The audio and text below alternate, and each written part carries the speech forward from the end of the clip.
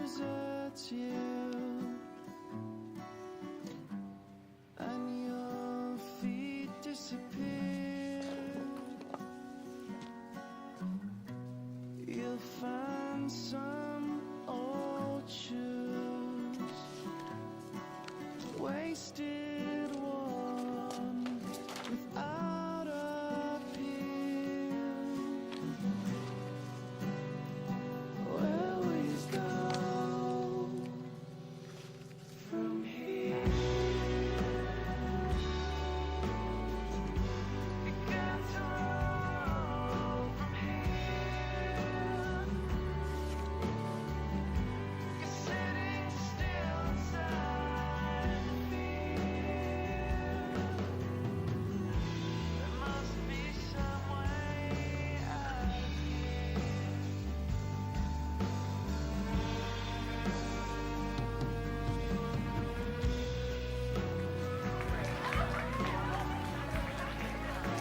Our mind literally creates our body. So it all starts in the cell. The cell is a protein-producing machine, but it gets its signal from the brain. One of the things about receptors is they change in their sensitivity. If a given receptor for a given drug or internal juice is being bombarded for a long time at a high intensity, it will literally shrink up. There will be less of them, or it will be hooked up in such a way that it is desensitized or downregulated. So the same amount of drug or internal juice will elicit a much smaller response.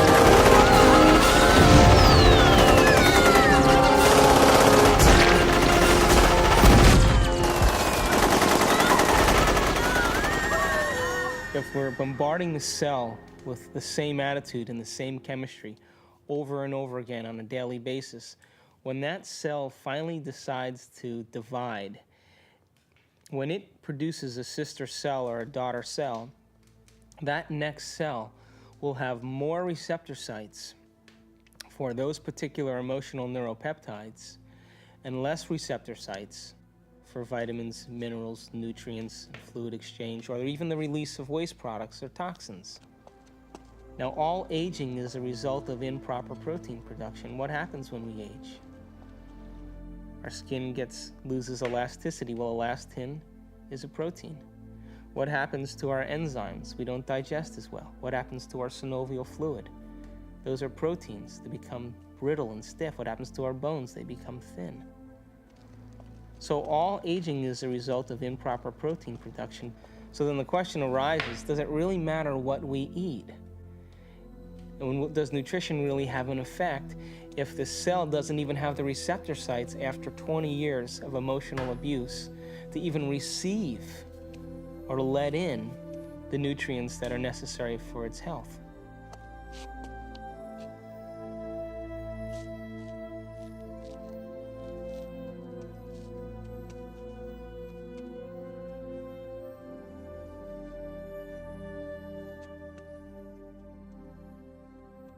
Okay, guys, it's time for a course correction on our trajectory along the path of our adventure. And that course correction is the movement to a new paradigm, just an expansion of the old, just as the universe is larger than we thought it was in our modeling. And it's always larger than we think it is.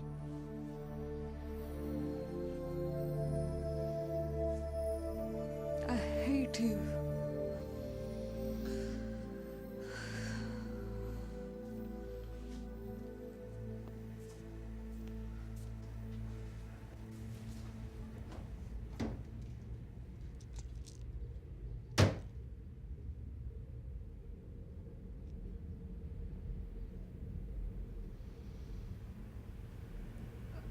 hate you.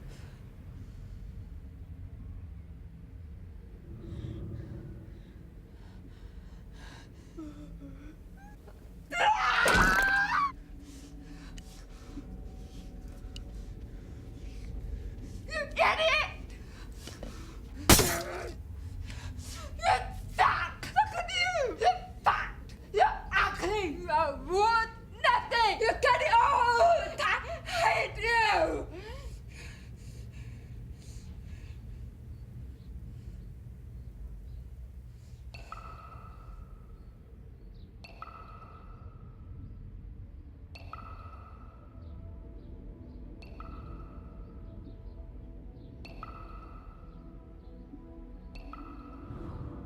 It makes you wonder, doesn't it?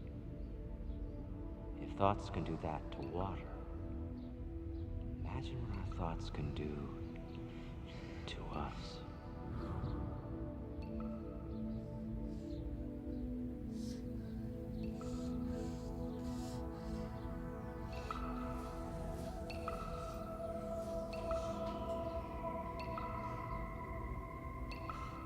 No one has ever came along and ever given you sufficient, intelligent knowledge about your beautiful self, how you work from the inside out. Why do you have addictions? Because you have nothing better. You have dreamt of nothing better because no one has ever taught you how to dream better.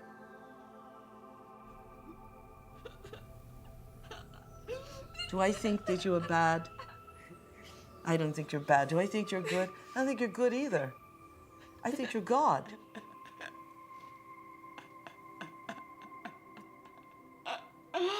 In general, the field of psychiatry really doesn't allow for enough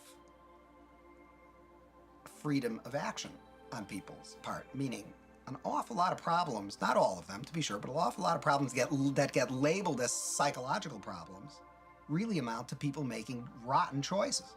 And they ought to be instructed to make different ones. Can I? Wow. Borrow some toothpaste?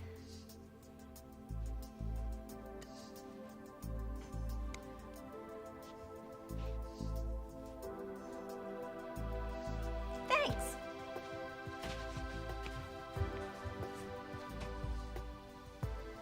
When I talk about we disappearing, I don't mean that we physically disappear.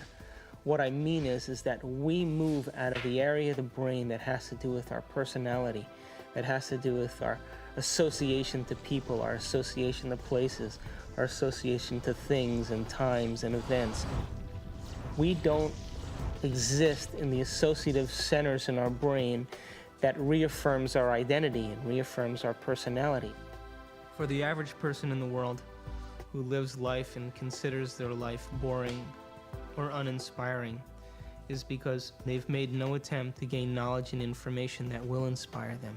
They're so hypnotized by their environment through the media, through television, through people living and creating ideals that everybody struggles to become, that no one can actually become in terms of physical appearance and definitions of beauty and valor that are all illusions, that most people surrender and live their life in mediocrity.